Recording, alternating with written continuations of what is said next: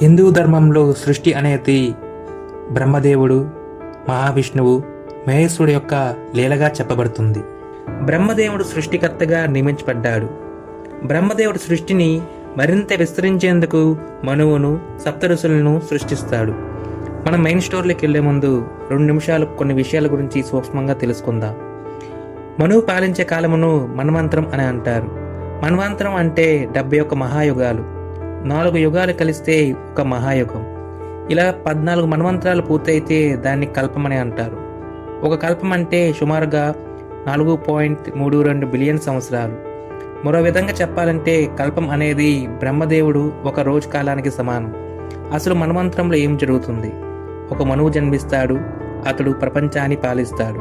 సప్తఋషులు నియమింపబడతారు. అదేవిధంగా దేవతలు, అసురులు, రాక్షసులు జన్మిస్తారు. ధర్మం స్థాపితం అవుతుంది. అది కాలక్రమేణా తగ్గిపోతుంది. ప్రథమ మన్వంతరాన్ని స్వయంభువ మన్వంతరం అని కూడా అంటారు. ఈ మన్వంతరానికి స్వయంభువ మనువు పాలకుడుగా ఉంటాడు.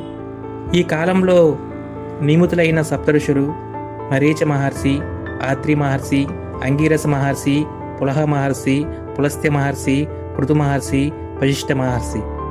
వీళ్లను బ్రహ్మ తన మనస్సు నుండి సృష్టిస్తాడు. అందుకే వీరిని మానసపుత్రులని అంటారు. ప్రస్తుతం 7వ మన్వంతరైన వైవస్వత మన్వంతరం నడుస్తుంది. ఇందులో సప్తఋషుల పేర్లను ఒకసారి తెలుసుకుందాం. అత్రి మహర్షి, భరద్వాజ మహర్షి, గౌతమ మహర్షి, జమదగ్ని మహర్షి, కశ్యప మహర్షి, వశిష్ఠ మహర్షి, విశ్వామిత్ర మహర్షి. మన సూర్యుని కథ కశ్యప మహర్షి నుండే ప్రారంభం అవుతుందని చెప్పొచ్చు. కశ్యప మహర్షి హిందూ పురాణాలలో ఒక గొప్ప ఋషి. ఆయన బ్రహ్మదేవుని మానసపుత్రుడైన మరీచ మహర్షి కుమారుడు. కశ్యప మహర్షికి 13 మంది భార్యలు ఉన్నారు. వీరందరూ దక్ష ప్రజాపతి కుమార్తెలు. వారిలో ముఖ్యమైన వారి గురించి తెలుసుకుందాం. అదితి. అదితి ద్వారా కశ్యపుడు ఇంద్రుడు, సూర్యుడు, చంద్రుడు, వాయుదేవుడు, అగ్నిదేవుడు వంటి దేవతలకు జన్మనిస్తాడు. దితి. దితి ద్వారా కశ్యపుడు హిరణ్యకశిపుడు, హిరణ్యాక్షుడు వంటి మహాబాలశాలి వంటి రాక్షసులకు జన్మనిస్తాడు. ధనువు. ధనువు ద్వారా శుక్రాచార్యుని వంశం మరికొందరు అసురులు ఉద్భవిస్తారు. వినత. వినత ద్వారా విష్ణువాహనమైన గరుత్మంతుడు, సూర్యుని రథసారథి అయిన అరుణుడు జన్మిస్తారు. కద్రువు. కద్రువు ద్వారా అనంత, వాసుకి, తక్షకుడు వంటి మొదలైన సర్పాలు జన్మిస్తారు. ఈ విధంగా కశ్యప మహర్షి సర్వజీవరాశులకు తండ్రిగా గుర్తింపు పొందాడు. దేవతలు, రాక్షసులు, మనుష్యులు, పక్షులు, నాగులు, గంధర్వులు అన్నింటికీ మూలంగా ఉన్నాడు. అదేవిధంగా విష్ణువు వామన అవతారాన్ని స్వీకరించినప్పుడు అదితి కశ్యపులకే జన్మిస్తాడు. మన మెయిన్ స్టోరీలోకి వెళ్తే బ్రహ్మపురాణం ప్రకారం కశ్యప ప్రజాపతి అదితి దంపతుల ముద్దుల కుమారుడు సూర్యుడు. ఆ సమయానికే రాక్షసుల ఆగడాలు పెరిగాయి. అసురుల ఆట కట్టించగల అపార శక్తిమంతుణ్ణి కుమారునిగా పుట్టించమని అదితి సౌరశక్తిని ప్రార్థించింది. విశ్వమంతా విస్తరించిన తేజస్సునే సంక్షిప్తకరించి ఆ తల్లి కడుపున నిక్షిప్తం చేసింది ఆ దివ్యకాంతి. పుట్టబోయే కొడుకు కోసం వ్రతాలు, ఉపవాసాలు చేస్తున్న అదితిని చూసి కశ్యపుడు ఎగతాళి చేశాడు. బిడ్డని ఆకలితో చంపేస్తావా అని అరిచేశాడు.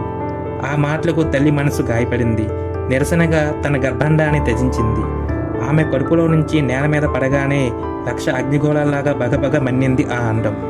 అదితి కశ్యపుల ప్రార్థన తర్వాత ఆ అండం పగిలి అందులో నుంచి అందమైన పసివాడు బయటికి వచ్చాడు. ఆ బాలుడే సూర్యుడు. ఆనాడు మాఘశుద్ధ సప్తమి, రథసప్తమి. ఆ ముహూర్తానికి 7 గుర్రాల రథాన్ని అధిరోహించి వెలుగులు దేవుడిగా బాధితులు స్వీకరించాడని మత్స్యపురాణం చెబుతుంది. తల్లి కోరిక మేరకు దేవతలు శత్రువులైన రాక్షసులను ఓడించినందువల్ల ఆదిత్యులని పిలువబడినాడు. సూర్యుడు ఎరుపు వర్ణం కలవాడు. ఆయన రథం నందు ఒకే చక్రం ఉంటుంది. దీన్నే సంవత్సరము అంటారు. ఈ రథం నందు 12 మాసములు, 6 ఋతువులు, 4 మాసముల చొప్పున 3 నాగులు ఉంటాయి. ఇదియే కాలచక్రం అని కూడా అంటారు. కాబట్టి సూర్యభగవానుడు 12 మాసములలో 12 పేర్లతో ఆరాధించబడతాడు. వీటినే ద్వాదశ ఆదిత్యులని పిలుస్తారు.